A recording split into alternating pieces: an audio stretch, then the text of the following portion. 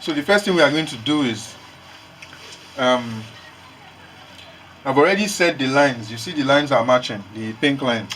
So the pink lines are matching. The next thing you are going to do is, because you know the midpoint of the trouser, this is the midpoint of the trouser, you want to set the same midpoint for the back panel. You know, this is the part we want to use in cutting the back panel. So the first thing you do is that you measure from the edge of the fabric to the center here is 8¼ you measure all the way 8¼ 8¼ 8¼ so you have 8¼ all through, meaning that there's going to be very accurate symmetry between the front panel and the back panel. So the next thing we are going to do is, since we said that we're adding all our sewing allowances to the back, this is how sewing allowances are added to the back. Well, what most people know is that we add 2 inches to the back. So this is how it's done. Let's agree that the bottom is 7½. That is where it's going to end. Now the sewing allowances are ½ inch, meaning that you are going to sew ½ inch here, ½ inch here, ½ inch here, ½ inch here for the back. ½ inch times 4 is what? ½ inch times 4 is what? The man in red is 2. That is why we add 2 inches. Am I making sense? I think so. Now I'm going to say again that the reason why we add 2 inches to the back, so this is what we usually do. 2 inches, 2 inches all the way to the thigh. Now the reason is, when you are sewing, you are going to sew ½ inch here, ½ inch here. Then on the back panel, you are sewing ½ inch here and ½ inch here again. So it's 7½, then minus 1 inch, that is half here, half here, that's 6½. We get here, we say 6½. Then because of the ½ inch that is sewn here, we take 6½ off. So here we get here, we have 1½ plus ½ inch that is going to be sewn on the back panel. We have our 2 inches. So it's either you understand it that way, or you just know that we have 2 inches at the back, like almost every other tailor. Nice knowing you. So we had ½ inch, we had 2 inches, and 2 inches, and 2 inches. Then, because I like doing my stuff freehand, I use my chalk to rule.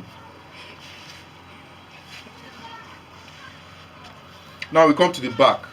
If you strip yourself naked and you look at yourself in the mirror sideways, you would realize that your body looks, if this is a straight line, your body looks like this from the side.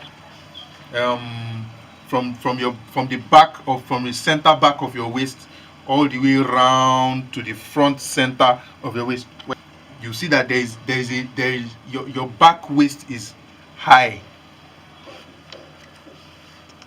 So to account for that, we add 1 inch to the back waist. This place accounts for the center back. So we add 1 inch for that, and when we add 1 inch for that, now we want to check the waist of the trouser. So if we are starting from the edge, we say the waist is 39. So we say 39 divided by 4 is what?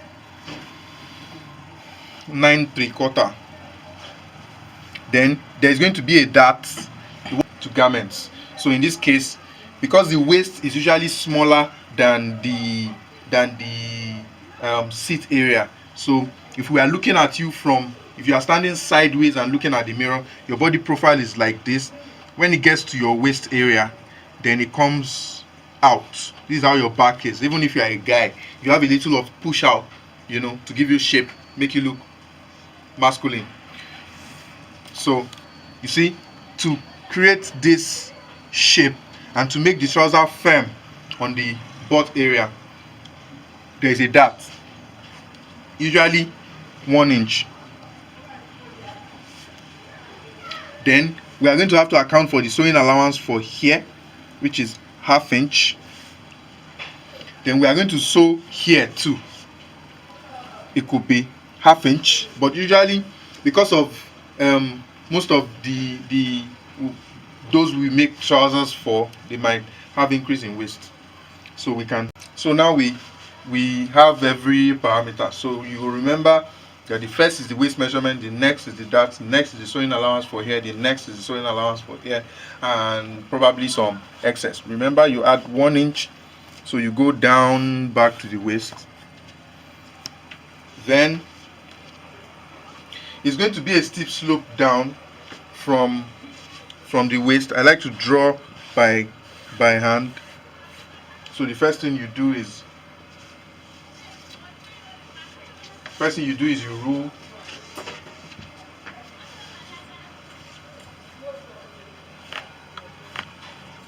First thing you do is rule. Then I like to add here too, in case there is a problem with the trouser, because it's cut by freehand. The crotch area can be a problem, so you add this allowance. Then you can decide to use a curve, if you have access to it, to draw the end area here.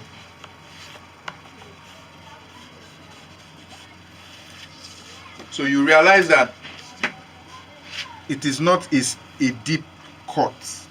It doesn't go deep. If it goes deep, the trouser will start to go into the butt area, and as you walk, this area is going to ruin the fabric, because your butt would start to crease the fabric.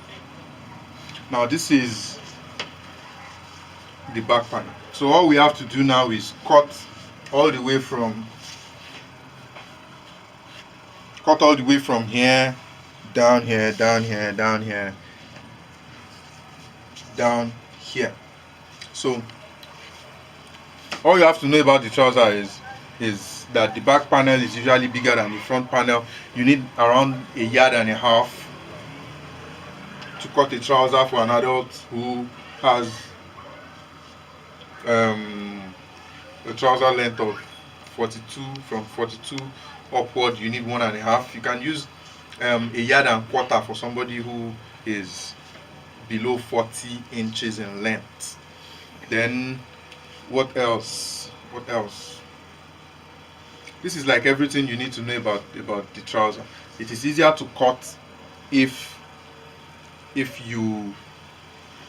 fabric is plain. Something else is, if you are cutting for someone else to sew, you can indicate where you want everything to be. You can indicate 7.5 here and notch it, which would indicate where the zip is going to get to. Usually you are meant to notch your knee point, because it is significant to the shape of the trouser. You notch it so that when the tailor gets to this area, he uses the tape rule to make sure that it's the exact circumference of knee that is required to make the trouser fit.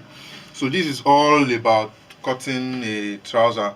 Cutting trousers. If it is the native kind of trousers is kind of different from this. It's kind of easier. We'll talk about that one sometimes in the future, maybe before Armageddon. Can you cut that in?